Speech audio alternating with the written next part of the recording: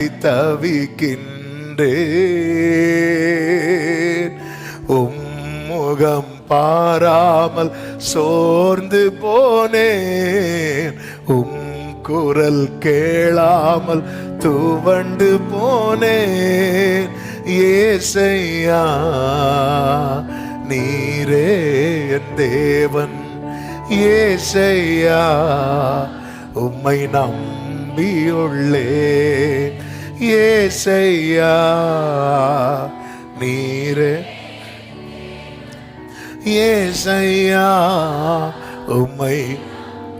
ஆமென். இந்த வார்த்தையை ஆண்டவர் எடுக்கும்போது ஒரு வார்த்தை ஆவியானவர் இருதயத்தில் எழுதினார். கர்த்தரை கோபப்படுத்தி பிரச்சனையை அதிகமாக்காதே, கர்த்தரை பிரியப்படுத்தி அதுலேருந்து வெளியே வா. இன்னைக்கு கர்த்தர் இதை கேட்கிற ஒவ்வொருவருக்கும் சொல்லுகிற பரலோக ஆலோசனை, நீ கர்த்தரை கோபப்படுத்தி உன் பிரச்சனை அதிகமாக்காதே, கர்த்தரை பிரியப்படுத்தி அதிலிருந்து வெளியே வா.